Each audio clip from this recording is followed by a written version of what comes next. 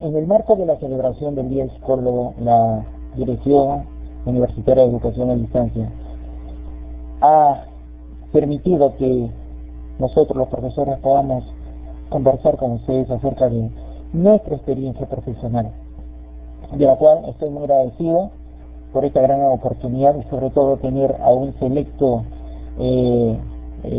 número de participantes que me van a acompañar esta noche. Soy el profesor Daniel Riquelme Fernández Hoyos. Me desempeño como perito psicólogo forense. Ustedes ya han escuchado la presentación de Amistloset. Entonces vamos a comenzar a detallar qué cosa es la actividad pericial en psicología forense. Bueno, es muy apasionante y sobre todo de gran expectativa esta especialidad que tiene la psicología. Como ustedes saben, la psicología forense es una rama de la psicología jurídica. Es una rama de la psicología jurídica que casualmente va a coadyuvar a la administración de justicia. Por lo tanto, tiene que ver mucho entonces con la parte legal, con la parte penal, con la parte de la criminalística. En todo este tiempo que yo vengo trabajando en el área de psicología forense en la Policía Nacional del Perú, he podido recopilar información y sobre todo sistematizar el trabajo de lo que es a la actividad netamente pericial. Bueno, vamos a comenzar haciendo lo que es la definición de psicología forense. Pero antes que nada, quisiera hacerles una pequeña historia de cómo es que en el Perú se interesa por el abordaje de este campo ocupacional de psicólogo.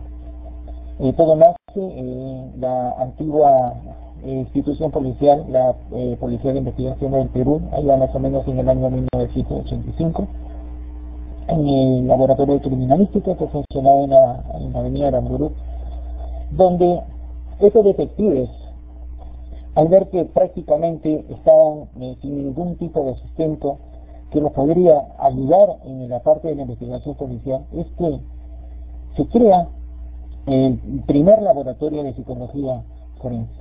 A partir de ese momento, la policía entonces es la pionera en cuanto a esta actividad en que le dio mucha cabida al psicólogo. Yo tengo el privilegio de haber sido formado en la antigua institución policial y haber recibido la orientación de mis profesores, de mis colegas, que con mucho agrado me enseñaron a peritar allá por el año de 1990 en lo que era la Dirección de Investigación Criminal y sobre todo en el trabajo del abordaje, sobre todo en el aspecto del terrorismo. Entonces, valgan verdades de que ahora el Ministerio Público está también trabajando de una manera bien explícita, bien denominada, de una manera muy profesional, donde tenemos la oportunidad también de intercambiar algún tipo de información. Bueno, ¿qué cosa es la psicología forense? La psicología forense, como le dije, es el área de la psicología jurídica que busca establecer la conducta y estado psíquico de las personas comprometidas en una investigación policial. ¿Con qué? ¿Con qué finalidad? Con la finalidad de explicar cuáles son los fenómenos o qué características estructurales y dinámicas de la personalidad tiene la víctima o tiene el victimario. De igual manera, establecer aquellas conductas desviadas desde un enfoque abarcativo de lo psicopatológico, desde el punto de vista del conflicto, desde el punto de vista de las motivaciones, así como de los factores que influyen en el testimonio. Como ustedes pueden ver, estamos abarcando tanto la conducta normal como la conducta normal o aquella conducta desviada. Es decir, considerando entonces la normativa psicopatológica. Y sobre todo, como nosotros bien sabemos, ¿qué es lo que motivó a que una persona cometa tal o cual delito? Para el psicólogo forense es importantísimo conocer este tipo de motivación. Por lo tanto, hay que establecer, el psicólogo forense tiene que establecer objetivos de la evaluación. Es decir, nosotros tenemos que elaborar utilizamos procedimientos que sean realmente relevantes. Se debe entonces esbozar, traducir aquellos conocimientos psicológicos, sobre todo que la psicología forense también va a partir del campo de la explicación psicológica clínica, ¿no? ¿Para qué? Para que todos sean entendibles y sean útiles desde el punto de vista legal. Entonces, estimados alumnos, la psicología forense trata de establecer si el individuo que delinquió lo hizo en plena claridad de su conciencia, o si se trataba de un alterado comportamental, es decir, que no quiso hacer el mal, ni supo evitarlo, y solo guarda recuerdos vagos que pueden ser expresados con imaginadas confabulaciones. Como ustedes pueden escuchar, entonces, la psicología forense es un campo donde nosotros vamos a delimitar lo normal de lo anormal.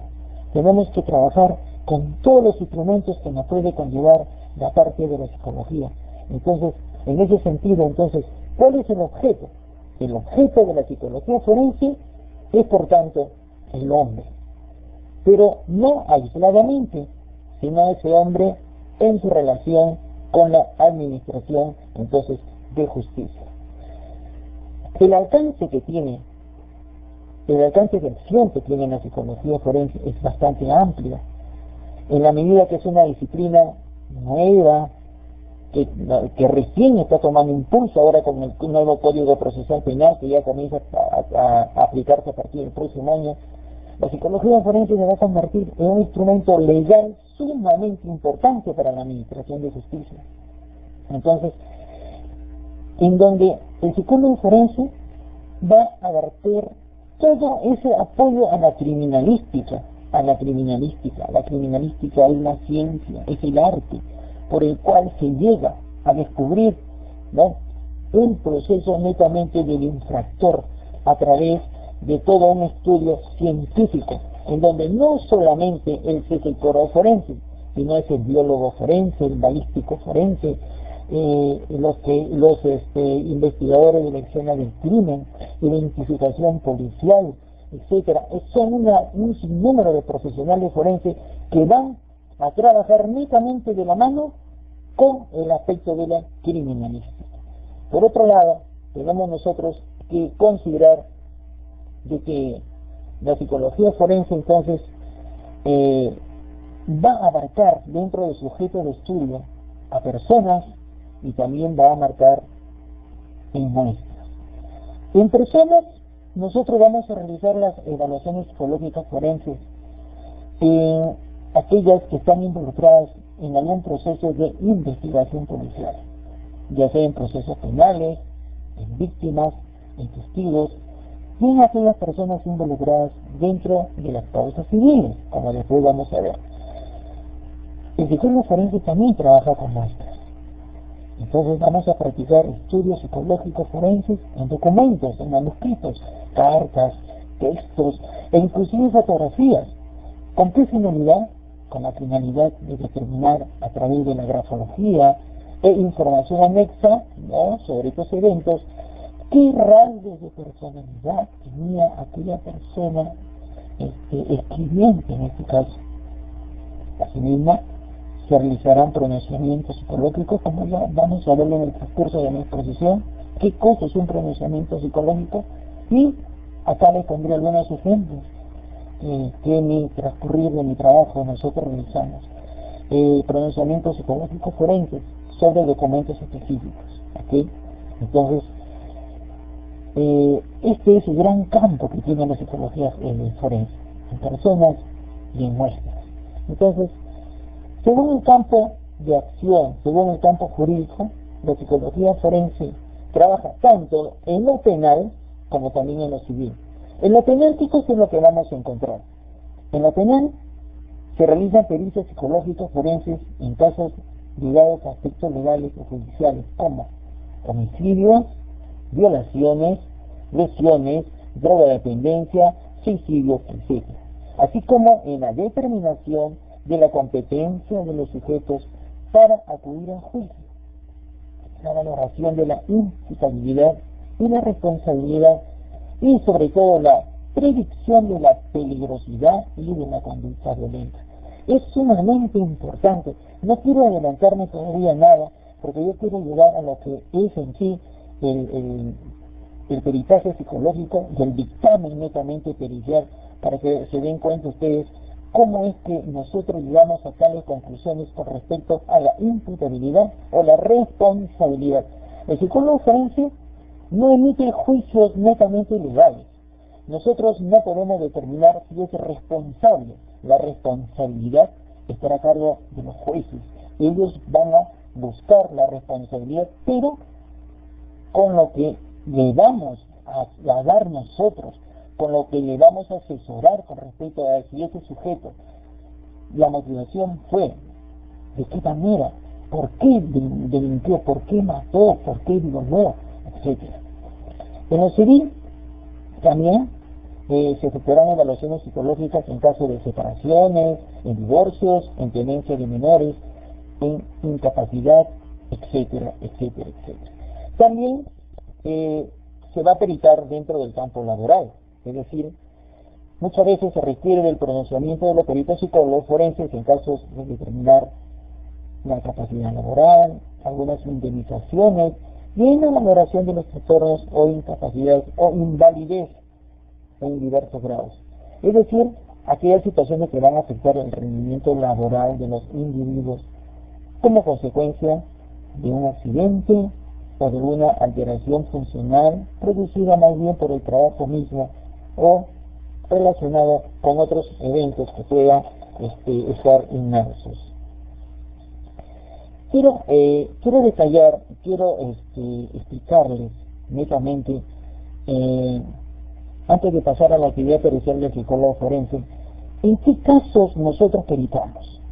Porque no solamente quizás ustedes pueden escuchar en la televisión o leer en un libro de psicología forense, donde pueden pensar que el campo está limitado. No. Nosotros tenemos un campo de acción bastante grande en lo que respecta a la peritación. Entonces, en mi trabajo, por ejemplo, que yo trabajo en la Dirección de Investigación Criminal, están las grandes divisiones de investigación criminal. Está homicidios, está robos, está secuestros, delito de alta tecnología, etcétera, etcétera, etcétera. Nosotros trabajamos con todas aquellas dependencias, o sea, no solamente es homicidio, no solamente es violaciones, no. Entonces, según el caso del estudio pericial, nosotros como forenses vamos a trabajar en aquellos delitos, por ejemplo, contra la libertad sexual. En ese sentido, habrá que distinguir, cuáles son los eventos motivacionales del sujeto agresor. En cuanto, lógicamente, existe una supuesta víctima, como supuestos agresores, que pueden ser niños y adultos. Tengo que hacerles también acá un hincapié en el sentido de que todas las personas que están sujetas a una investigación policial, son presuntos autores, ¿ok? Según la legislación, según el Código Penal, no se le puede todavía a una persona tipificar hasta que no se le encuentre culpabilidad. Mientras que no se le encuentre culpabilidad, entonces esa persona es inocente. Entonces nosotros nos llegan los oficios donde dice presunto autor de tal delito. Y con ese presunto autor nosotros tenemos que trabajar. Lógicamente, la tipificación es así, porque todavía está en proceso de investigación. De igual manera, en los delitos por homicidio. ¿Qué es lo que va a pasar? En los delitos por homicidio, es la acción, entonces, en que una persona atenta contra el cuerpo de una persona quitándole la vida. El criterio psicológico entonces exige un análisis muy profundo e individualizado del sujeto homicida, ¿verdad? Hay mucha gente que nunca se vio comprometidos en un caso de este tipo y de la noche a la mañana se convierten en homicidas. ¿Qué es lo que pasó? ¿Qué es lo que sucedió? Ese es el estudio que nosotros tenemos que hacer para determinar qué es lo que pasó en la mente de esa persona para que cometa un delito tan cruel de matar a su hija, de envenenar a su hijo, de asesinar al papá, etcétera, etcétera, ¿no? Lógicamente que los alienados matan de diversas maneras, como hemos tenido casos, como ustedes se podrán recordar a esta señora en Independencia, me parece que porque no le dio un sol, que la chica le pide: mamá, dame un sol, no le dio el sol. Primero la golpeó con el radio, después agarró la licuadora, se la tiró por la cabeza, la desmayó, le cortó el cuello, la ahorcó y encima le metió fuego, la incendió. Cuando se hace, es totalmente exigente acá el trabajo pormenorizado de esa actividad comportamental en los casos de homicidio, porque estamos frente a una persona que indudablemente ahora estaba padeciendo de un cuadro de salud mental anormal, pero eso hay que determinarlo, como después vamos a ver el examen psicopatológico, que es sumamente importante en esto. También en caso de drogadependencia vamos a tener esta actividad pericial, ¿verdad? ¿Por qué? Porque va a provocar modificaciones en el comportamiento. Existe entonces la comprobación de que el abuso de drogas causa desestructuración de la personalidad y por lo tanto puede cometer muchos delitos. Un drogodependiente puede convertirse en violador y puede convertirse en homicida, ¿no? En caso de trastorno mental o disonía, acá se tratará sobre todo el caso de la valoración pericial sobre la posible influencia que un determinado trastorno puede acarrear, en este caso en la comisión de un delito o viceversa. Por ejemplo, una persona de 80 años que ha sido timada, que ha sido engañada, que le han hecho firmar la escritura de su casa para pasarle a otras personas, y cuando se le hace la pericia psicológica, esta persona pues tiene un cuadro bien marcado de Alzheimer, por ejemplo, o algún tipo de incapacidad donde la persona no está lúcida, la persona no está coherente de lo que hace con sus acciones. Entonces nosotros vamos a determinar si esa persona está incapaz o ha sido capaz de firmar tal o cual documento. Bien, entonces en caso de deterioro y de capacidad intelectual también encontramos muchas veces que hay personas con RM, con retraso mental, que han sido violentadas, que han sido engañadas por personas adultas, inteligentes, pero que a las series del peritaje psicológico encontramos de que la edad mental de estas niñas, de estas personas, es una edad que no le corresponde a su edad cronológica. Por lo tanto, estamos frente a un cuadro de un deterioro o incapacidad intelectual. Es muy importante, porque es un agravante, porque la persona, indudablemente,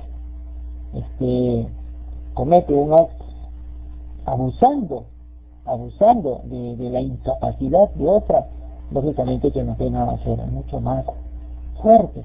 Entonces, ¿qué es lo que va a valorar el juez? Va a valorar la pericia psicológica de la víctima versus la pericia psicológica del agresor, porque también al agresor hay que analizarlo, hay que peritarlo también. Bueno, la actividad pericial del psicólogo forense. Este es el meollo en sí, el trabajo propiamente dicho del psicólogo en el área forense. Entonces, tenemos acá de que realiza evaluación psicológica a personas involucradas en hechos de investigación criminal a fin de determinar: 1. Los perfiles de personalidad, estado de salud mental, disimulación, tendencia a la mentira, etc. Proporciona pesquisa, es decir, la persona que investiga, se llama pesquisa, pautas orientadoras al proceso de la investigación judicial y, lógicamente, contribuye a la administración de justicia mediante la elaboración del respectivo, entonces, dictamen pericial. Bien, antes de comenzar a detallar, quisiera comentarles lo siguiente. Fíjense ustedes, nuestra sociedad, ¿cómo está ahora nuestra sociedad? Hay mucha violencia, hay bastante convulsión social, hay muchos problemas. La persona humana y la sociedad, señores, representan para nosotros los psicólogos el motivo de todas sus preocupaciones. Más aún, conociendo la serie de grandes problemas que atraviesa nuestra sociedad. Escuché hace un momento a la profesora Frida cuando hablaba de la ausencia o la crisis de valores. Efectivamente, hay una ausencia de crisis de valores tremenda, una insensibilidad tremendamente marcada en nosotros mismos los peruanos. Una sociedad llena de frustraciones, una sociedad llena de mucha ansiedad, donde los roles no están bien establecidos, en donde encontramos pautas de comportamiento totalmente negativos, producto de una fuerte agresión cultural, producto de una fuerte alienación. Las modas, la música, todos los días, nosotros peritamos a chicas que se escapan de su casa, todos los días, 1, 2, 3. ¿Por qué? ¿Qué está pasando? ¿Qué está pasando con esta juventud? Y no les importa absolutamente nada dejar su cama calientita, dejar su casa, dejar sus cosas e irse. ¿Con quién? Con el chico que ni siquiera le ofrece nada, pero se da. No hay ningún tipo de apego afectivo. Y este es producto de un estudio que nosotros hemos realizado. Y eso está plasmado en un libro que se llama Perfiles Criminales, una aproximación psicosocial del delito, que seguramente ustedes han podido leer ese libro en donde se recopila todo este tipo de información, ¿verdad? Entonces, todo eso se debe enmarcar dentro de un complejo campo de la conducta personal social. Señores, el trabajo que nosotros realizamos es multidisciplinario y sería mucho más, mucho más fuerte si que contamos también con el apoyo del sociólogo, con el apoyo del antropólogo. ¿Por qué? Porque nosotros, la psicología es una ciencia multidisciplinaria y eso lo sabemos por estudios. La psicología tiene que ver mucho con el hombre, con su emocionalidad. Y hay que estudiar esa emocionalidad. ¿Qué está pasando? ¿Qué es lo que está sucediendo? Por eso yo siempre le digo a mis alumnos, siempre estemos nosotros preguntándonos por qué. ¿Y por qué no va a dar la respuesta a esa motivación? ¿Qué es lo que está pasando? El por qué. Si bien es cierto que la psicología es una ciencia que describe, explica, predice, controla conductas. Y más que ello todavía utilizamos el método inductivo al preguntarnos por qué. Ahí está la base de la inducción para darnos cuenta a cabalidad científica qué es lo que está pasando entonces con las personas que van a tener este tipo de conductas entre comillas anormales. Entonces, para eso es que se hace imprescindible la pericia psicológica. ¿Para qué? Para dilucidar conductualmente un caso delictuoso y, como ya le vengo diciendo, contribuir a la administración de justicia, teniendo en cuenta entonces la enorme importancia que esto reviste para la vida de un individuo y una sociedad. Entonces, en este sentido, la pericia psicológica juega un papel decisivo a la hora de auxiliar a los jueces en la valoración de la competencia o idoneidad de los sujetos para presentarse ante el tribunal. Es decir, donde van a ser calificados, donde van a ser juzgados, ¿no? Donde van a ser escuchados, qué es lo que sucedió y qué es lo que pasó. En el caso de nosotros, en el caso específico de mi trabajo, es más que nada dentro del campo, el apoyo al campo de la criminalística también. Entonces, aparte que ayudamos a la administración de justicia, también ayudamos al policía, también ayudamos al pesquisa, también ayudamos para que se oriente porque hay muchas personas que indudablemente por esas habilidades que tienen, dicen una cosa, dicen otra cosa, hay mucha confusión. Entonces nosotros tenemos que orientarlo en ese sentido para ver cuál es la inhabilidad, cuál es la verdad, si ese comportamiento es normal o es anormal, el grado, o señalando la responsabilidad o de la parte de la morbosidad de la persona que cometió el delito. Una de las más relevantes tareas que tenemos nosotros es la del peritaje y también el testimonio. Mis queridos alumnos, es acá inmenso, grande este tópico de la pericia y el testimonio. ¿Por qué? Porque la valoración de todo el trabajo que nosotros vamos a hacer también tiene que ver con la valoración del testimonio. Entonces, cuya trascendencia es muy grande, que puede afirmarse que uno de los principales pilares del proceso legal es, más que nada, la base de la idoneidad que va a tener la persona cuando éste narra algunos tipos de hechos o eventos que los han llevado o lo han motivado a que cometa un hecho delictuoso. Entonces, nosotros tenemos que alcanzar conclusiones netamente idóneas, conclusiones reales y conclusiones determinantes. Entonces, el papel del psicólogo como perito es determinante para valorar las limitaciones perceptivas del testimonio ocular. Hace poco yo estuve observando en Discovery Channel un programa acerca de la memoria retrógrada y tenía relación con los testigos.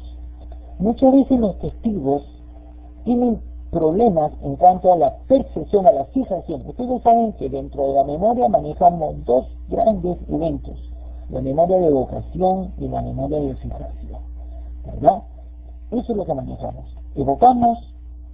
Fijamos, evocamos a manera de recuerdo. Pero muchas veces, ustedes saben de que para que haya recuerdo, tiene que haber otros elementos comportamentales como atención, tiene que haber la atención al foco, etcétera, etcétera, porque si hay distraibilidad, nosotros no vamos a fijar ningún tipo de recuerdo. Entonces, cuando nosotros evaluamos a los testigos, tenemos que ver muy bien qué es lo que está pasando con su memoria. Una persona puede decir, tenía sombrero, la otra puede decir que no tenía sombrero, una dice tenía bigote, la otra dice que tenía lente. En fin, todas tienen una idea distinta. Entonces tenemos nosotros que valorar el peritaje del testimonio en este caso. Otro aspecto importante que nosotros tenemos que detallar es lo que constituye la autopsia psicológica. Pero, ¿por qué autopsia psicológica? Pues netamente el dictamen pericial retrospectivo. En los casos de suicidio, muchas veces encontramos de que la persona que se quita la vida no ha sido por su propia mano, sino ha sido por mano ajena. Pero dan a entender de que esa persona, por ejemplo, se tiró por la ventana, se mató, pero no es así, lo empujaron. Entonces, ¿fue homicidio o fue suicidio? ¿Qué hace el psicólogo forense? Comienza a recopilar información, autopsia psicológica. Queremos conocer cómo era esa persona, qué problemas tenía. Entonces, la técnica nos dice que tenemos que hacer la historia retrospectiva para analizar su comportamiento, su afectividad, relaciones interpersonales, relaciones sociales, aspecto laboral, aspecto sentimental, vida conyugal, etcétera, para determinar cuál era la emocionalidad que tenía esa persona al momento de cometer esa situación que le llevó a la muerte. Esa es la autopsia psicológica. Es un campo muy bonito, muy interesante, muy apasionante, puesto de que muchas veces la familia dice, señor, no se mató, lo han matado.